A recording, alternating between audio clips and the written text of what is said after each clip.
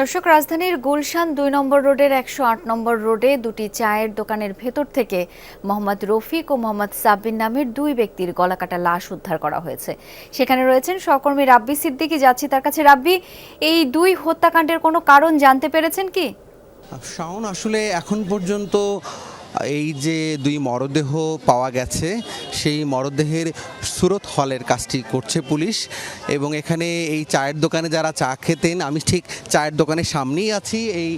এই দোকানের ভেতরেই আইনশৃঙ্খলা বাহিনীর সদস্য তারা প্রাথমিক তদন্তের যে কাজটি, সেই কাজটি করছেন।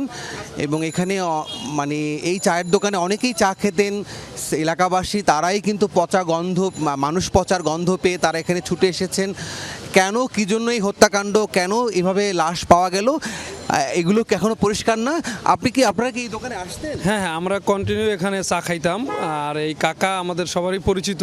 তো উনি বরিশালে বাড়ি, উনি হচ্ছে এখানে কেয়ারটেকার হিসেবে দায়িত্ব ছিল এবং সে একটু চার দোকান করতো। তো দীর্ঘদিনই উনি এই গুলশানে প্রায় ৩০ বছর আমরা শুনেছি। যেটা আরও একজনের ডেড বডি পাওয়া গেছে, উনি কি?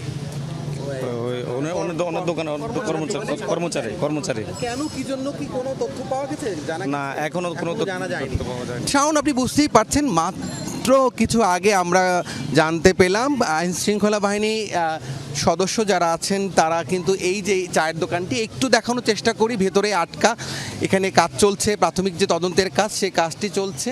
এবং এইখানেই কিন্তু লাশ পচার গন্ধ পেয়ে স্থানীয়রা, এলাকাবাসী যারা রোজ এখানে আসেন, তারা কিন্তু পুলিশকে খবর দেন এবং সেখান থেকে কিন্তু মরদেহ উদ্ধার করা হয়।